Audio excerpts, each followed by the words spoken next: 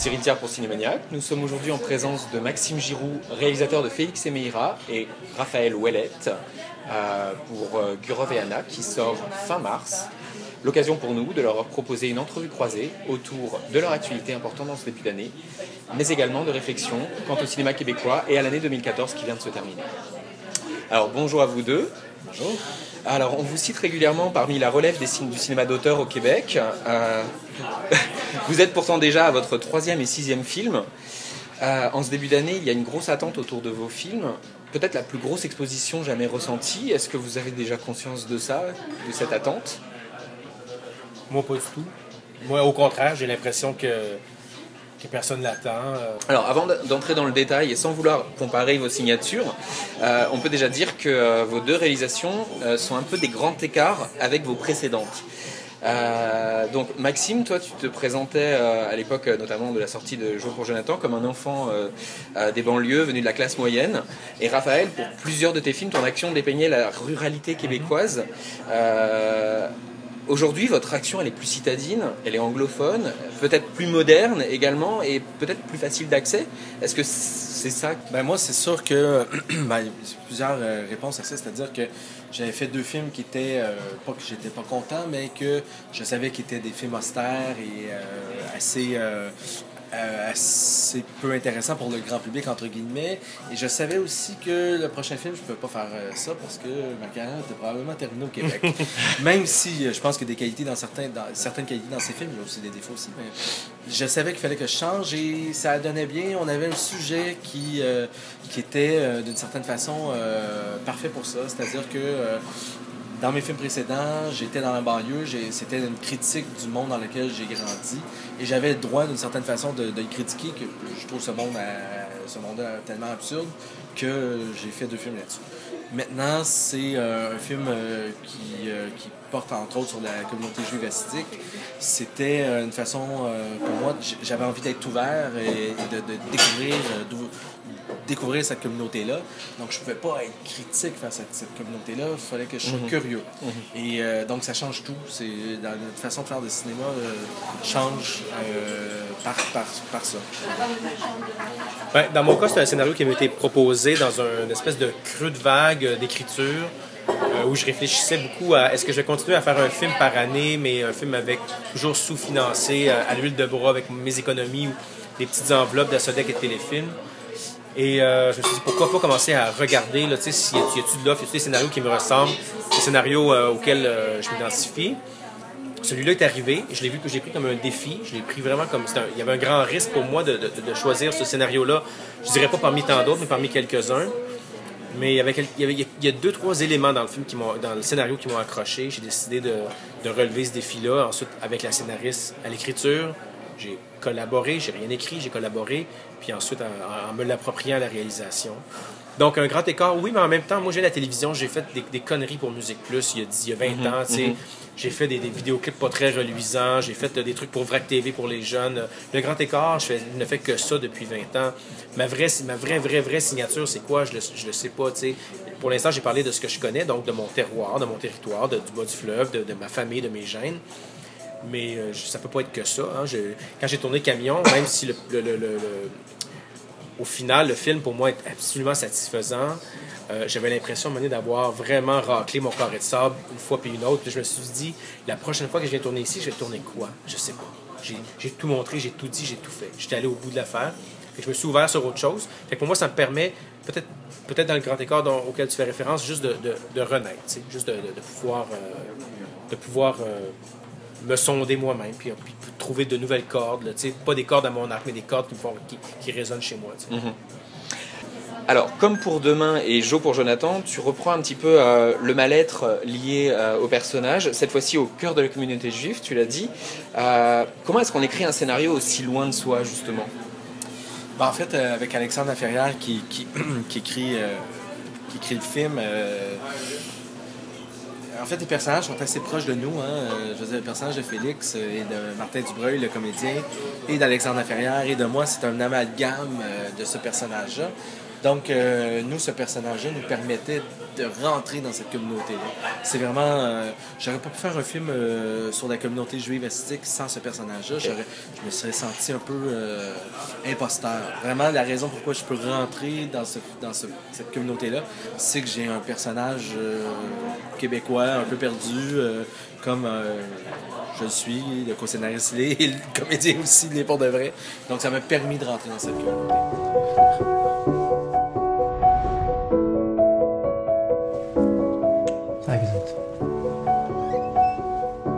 Puis l'argent que je t'ai passé, c'est passé.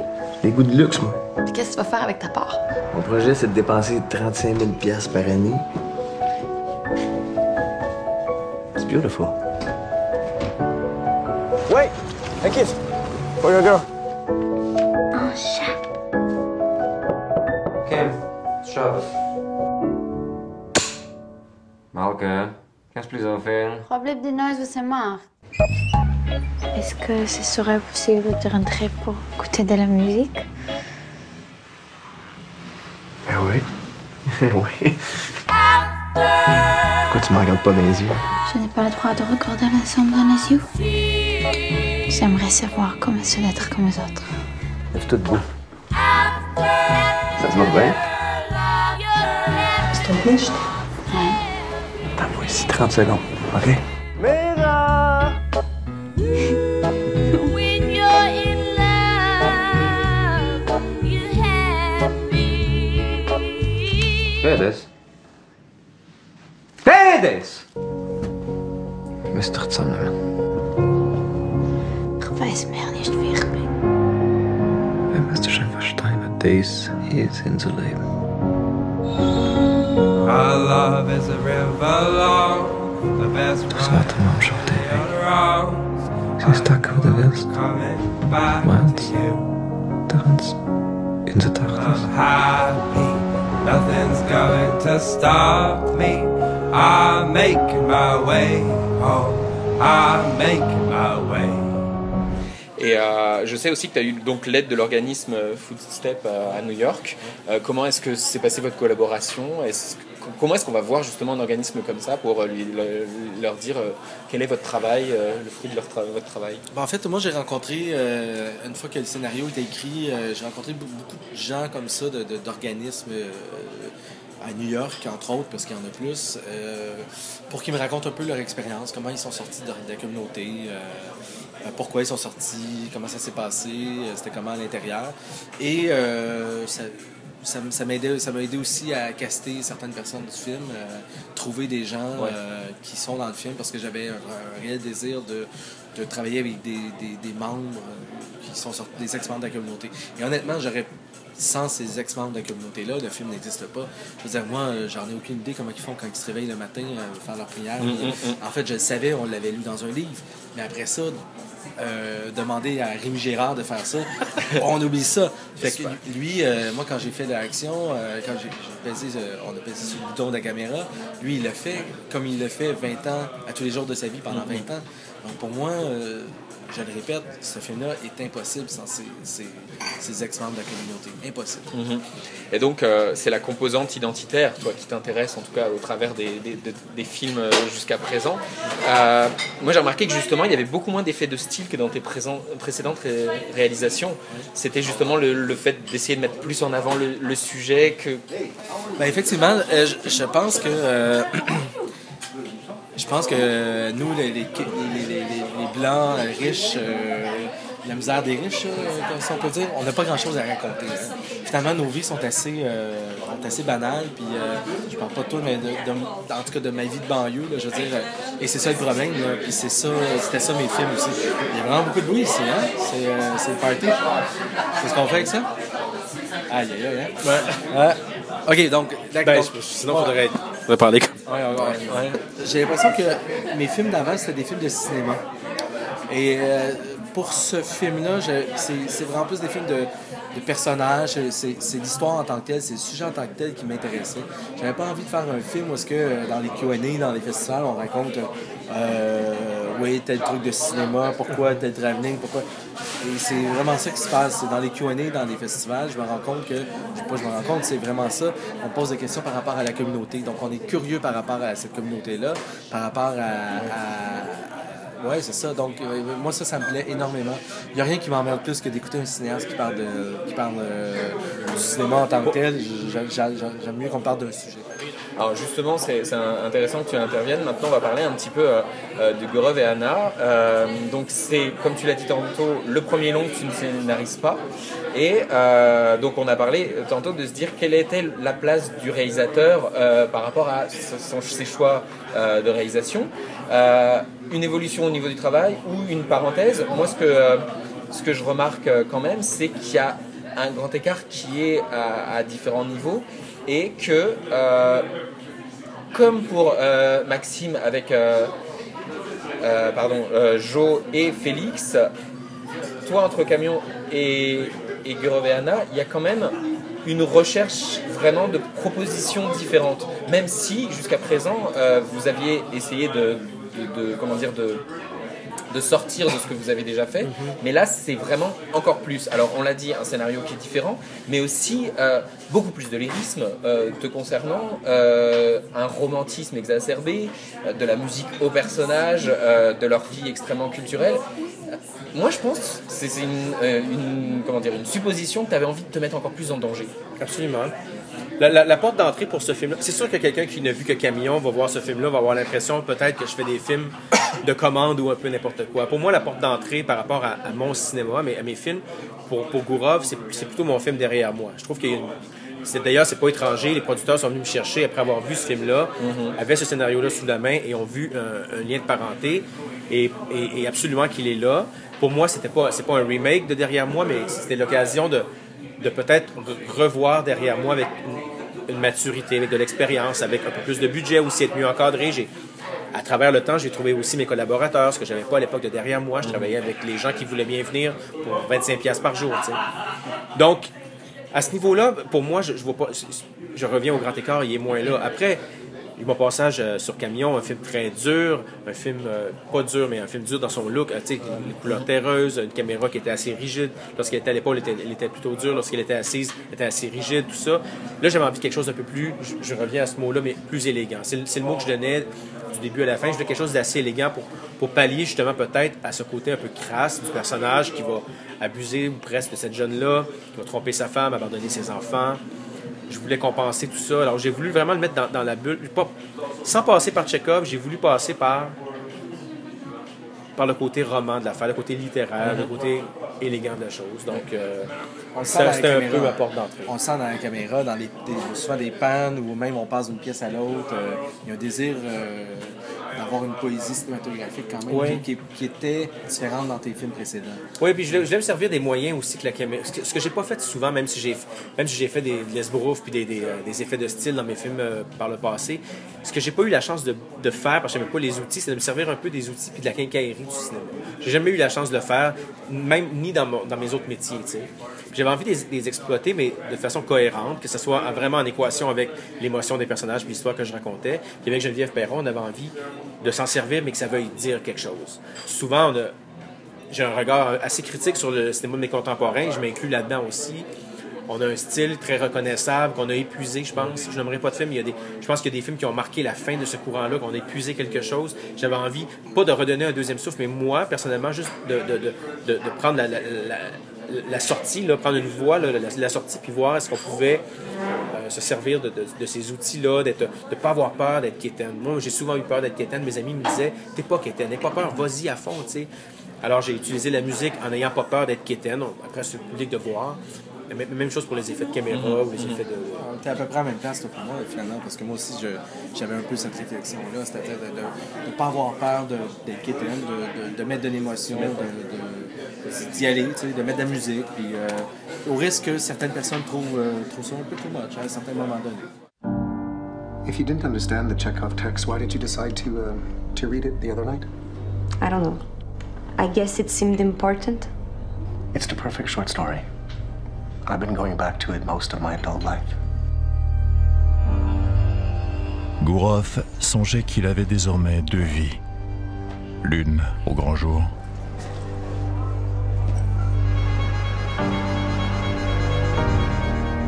Une vie où le mensonge et la vérité faisaient partie de la convention. Et une autre qui s'écoulait dans le secret. I want to have dinner with you. It's always been against my principles to fraternize with the students.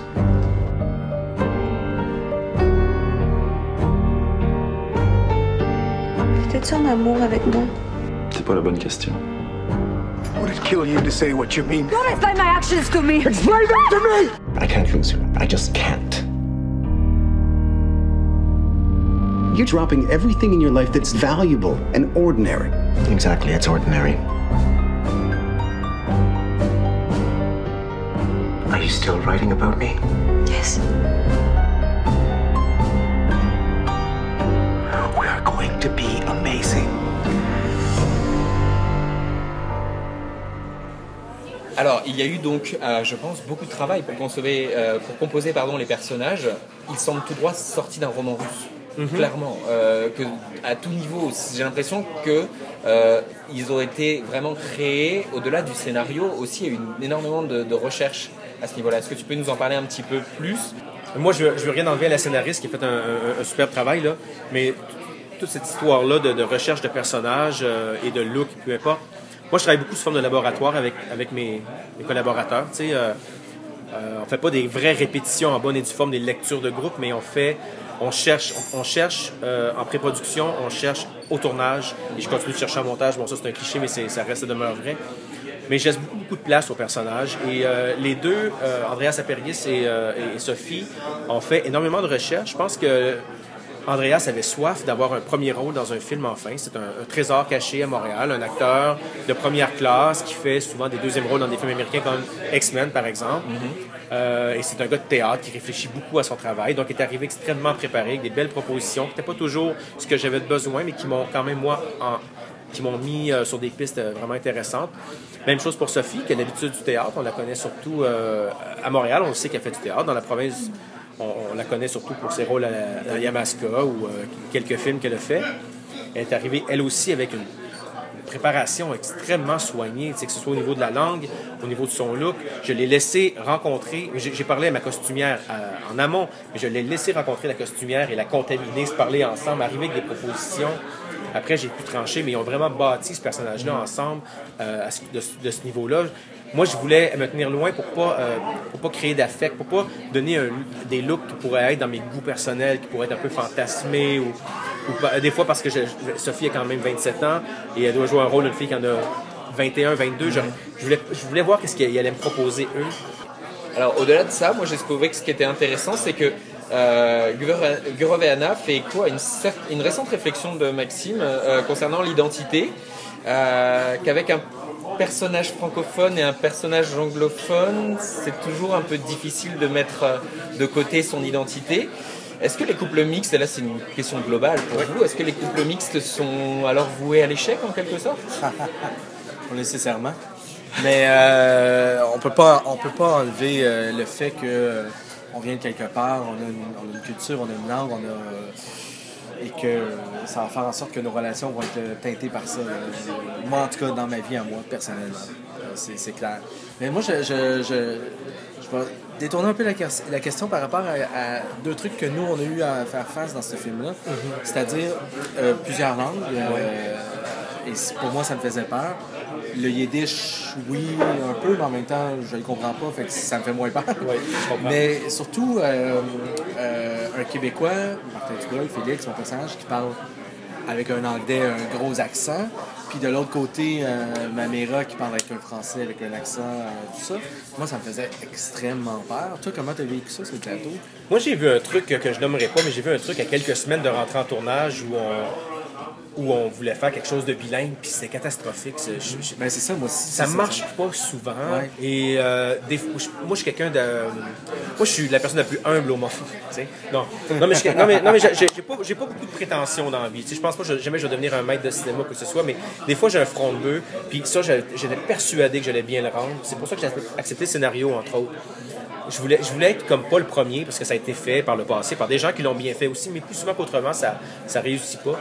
Et j'étais persuadé que j'allais réussir à le faire. J'ai vécu un peu comme ça. Mon passage à Musique Plus, c'est un peu comme ça. Je suis pas quelqu'un qui est beaucoup dans la communauté anglophone, mais pour moi, j'avais vraiment l'impression que j'allais réussir. Et c'est drôle parce que ce truc-là que j'ai vu quelques semaines avant de tourner m'a un peu ébranlé, me forçait à me reposer des questions, puis à me revisiter, puis à me rajouter un peu de stress, mais...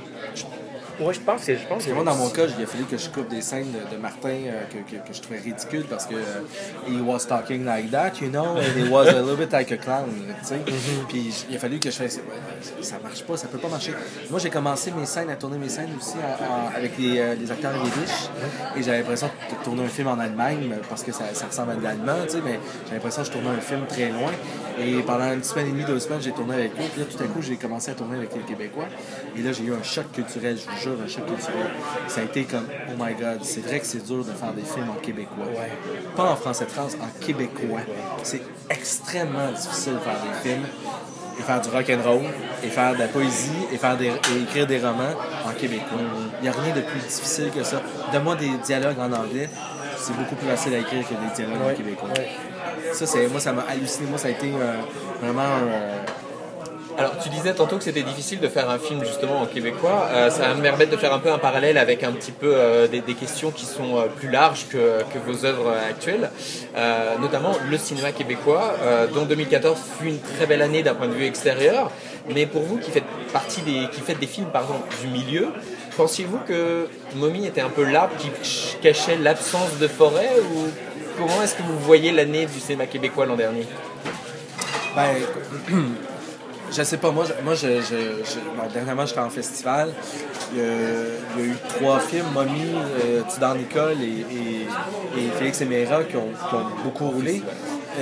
Il reste que 3 films pour une population de... Corbeau aussi, quand même. Il n'a pas roulé tant que ça, mais Corbeau commence sa carrière à Berlin pour de vrai. Ah, c'est vrai? Oui. OK. Il a fait Goa, je pense, ou un festival en Inde, puis Toronto. Donc,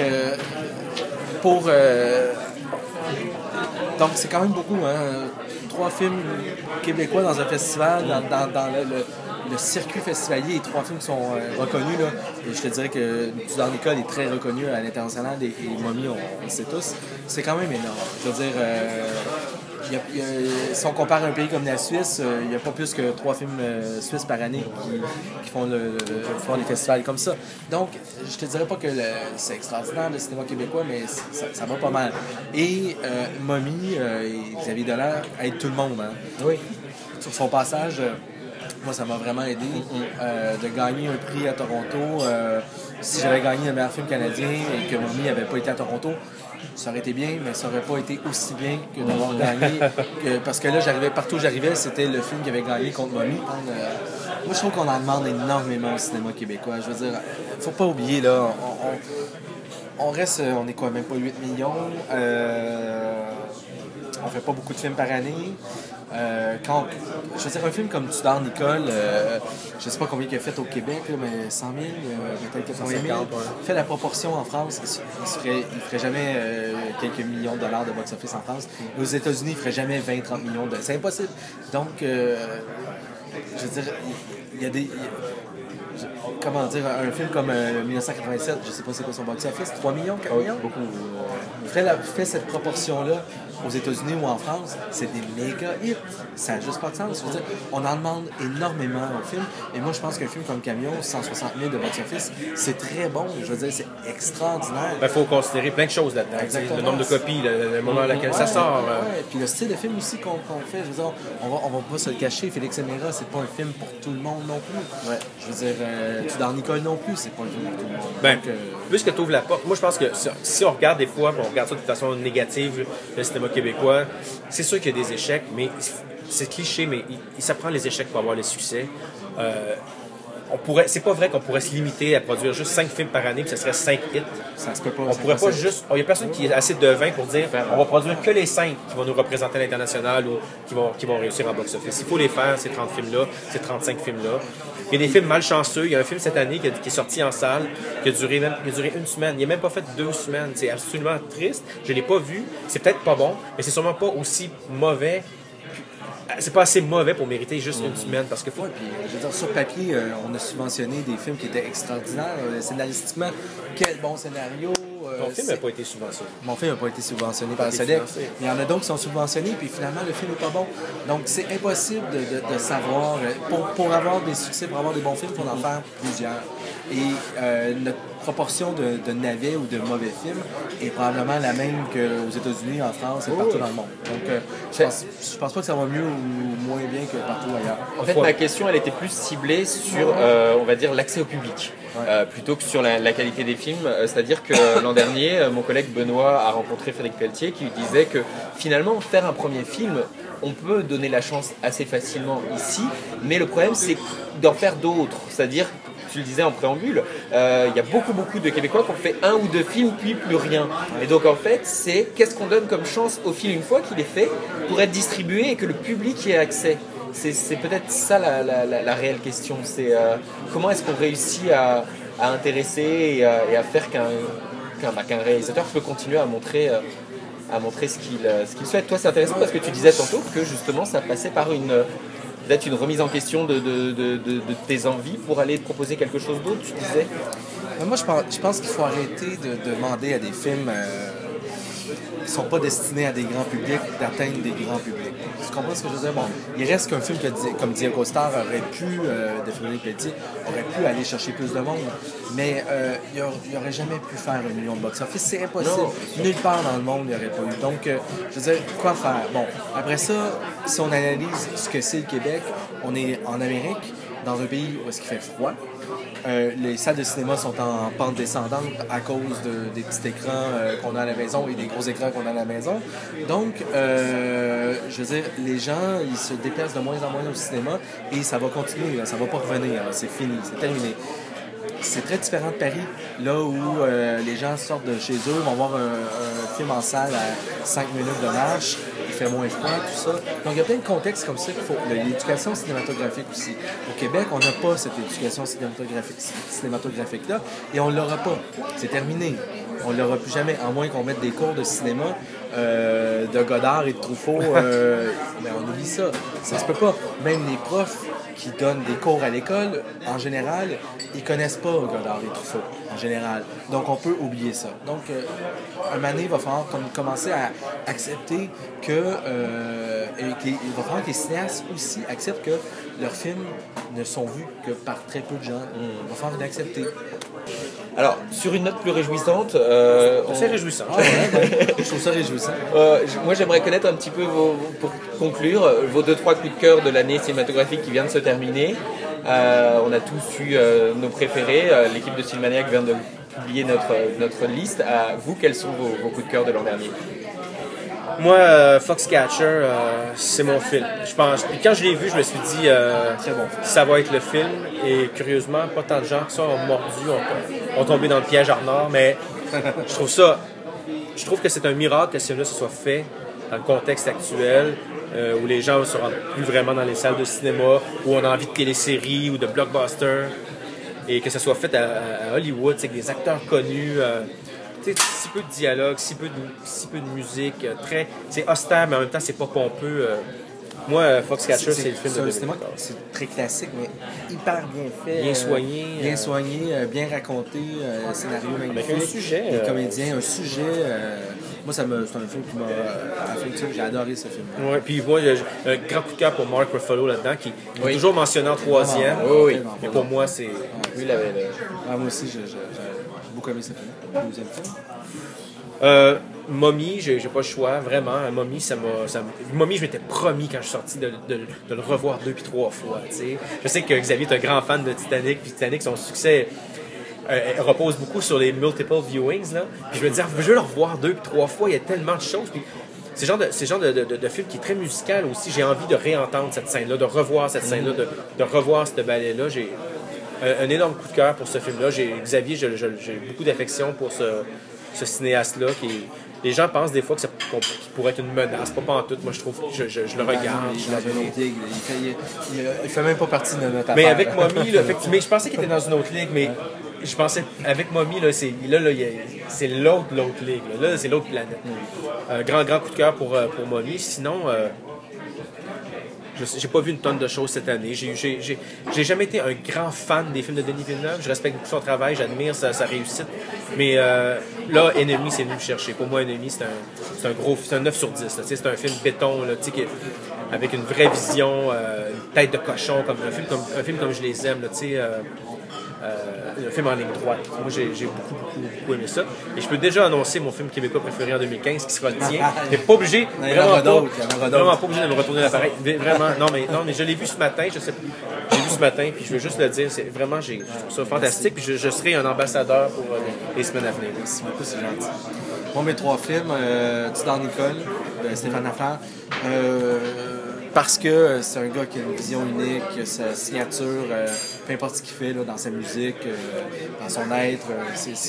Donc tu partages la directrice photo d'ailleurs. Oui, exactement. Et il n'y en a plus beaucoup des cinéastes comme ça dans le monde, qui ont vraiment leur truc très spécifique et un monde décalé que personne d'autre peut imiter. Personne ne peut l'imiter. C'est notre Coris Maki. Oui, exactement. Ensuite de ça, La marche à suivre de Jean-François Casey, que j'ai adoré, que c'est un cinéaste québécois qui est extraordinaire et qui ne pourra jamais être grand public, à moins de faire d'autres genres de films, mais ces films sont très humains, c'est d'une humanité incroyable, mais en même temps, ce genre de film que ça prend de la patience, ça prend pour aimer, pour regarder. Mais c'est des films magnifiques, puis finalement, Force majeure qui était à Cannes cette année, que j'ai trouvé un scénario extraordinaire, complètement, qui est venu chercher l'animal en moi. Masculin, je sais pas si tu as vu Force Non, majeure. c'est la prochaine. C'est pas, alors, ce qu'il faut faire, là, c'est ceux qui ont des enfants, là, ceux qui sont en couple qui ont des enfants, allez voir ça en couple. Là, si votre couple survit à ça, vous êtes un bon couple. Vous êtes un couple qui est... oui, exactement. Bon, en tout cas, Maxime, Raphaël, merci beaucoup de ces 4 minutes que vous nous avez accordées. On espère que vos films vont trouver leur public à leur sortie. Très bientôt pour Félix et Mira, je pense que c'est le 30 janvier. Et fin mars pour Gurov et Anna. Voilà, merci beaucoup et à la prochaine. Merci.